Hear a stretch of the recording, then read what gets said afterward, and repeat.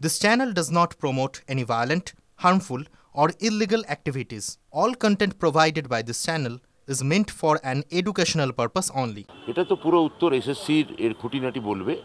আমি সার্বিকভাবে বলতে পারি মাননীয় মুখ্যমন্ত্রী যেমন বলেছিলেন, যেমন চেয়েছিলেন, যেমন মুখ্যমন্ত্রী আমাদের নির্দেশ দিয়েছিলেন সেই অনুযায়ী এসএসসি পুজোর আগে তাদের নোটিফিকেশন বার করেছে কোর্ট দেওয়া সময় তালিকার আগেই, এবং কাউন্সেলিংয়ের কাজ শুরু হয়ে যাবে। কবে এটা প্রক্রিয়া সম্পন্ন হবে এর বিস্তারিত জানতে চাইলে এসএসসির সঙ্গে আপনারা কথা বলুন। আমরা তো আশাবাদী, আমরা আগেও বলেছি যে একে একে জট আমরা ছাড়াবো। প্রাইমারির রীতিমধ্যেই প্রাইমারির যে ভ্যাকেন্সি নির্ধারণ হয়েছে, প্রাইমারির মধ্যেই নিয়োগও হয়ে গেছে, আগামী দিনেও নিয়োগ হবে। আমরা আশা করছি যে খুবই যাকে বলে স্টেবল অবস্থায় মুখ্যমন্ত্রী যেমন চান সেই স্টেবল স্থিতাবস্থা এবং চালু অবস্থায় আমরা এই নিয়োগটাকে ফিরিয়ে আনতে পারবো। টিএমসিপি ইউনিয়ন নেই কোথাও। যদি উনি খবর নিতেন জানতে পারতেন যে 7 বছর নির্বাচন হয়নি।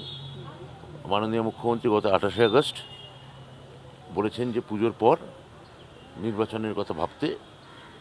ফলে যেখানে ইউনিয়ন নেই সেখানে থ্রেট কালচারের প্রশ্ন উঠছে কোত্থেকে? ওটা উনি বলেছেন যে ইউনিয়ন নেই, নির্বাচন হচ্ছে না, কিন্তু ইউনিয়ন তাও বকলমে রয়েছে টিএমসিপি। আমি বলবো যে উনি ওনার সভাপতি হিসেবে এবিভিপি বা ওনার যে ছাত্র সংগঠন সেটাকে মজবুত করুন। টিএমসিপি যে কাজ করছে বা করছে না সেটা নিয়ে ওনার একটা নিজস্ব মতামত থাকতেই পারে, উনি বলতেও পারেন, তার সত্য থেকে বেশ কয়েক যোজন দূরে। বিদ্যাসাগর কোনো নির্দিষ্ট কালখণ্ডে বা নির্দিষ্ট সময়খণ্ডে প্রাসঙ্গিক এরকম নয়।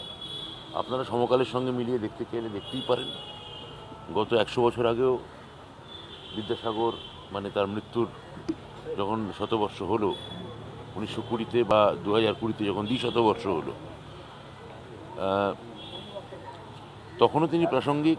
আবার 3020 সালেও বঙ্গজীবন যদি থাকে, বাঙালি জীবন যদি থাকে, তখনও তিনি প্রাসঙ্গিক, সচল এবং তাৎপর্যপূর্ণ এবং জঙ্গম থাকবেন।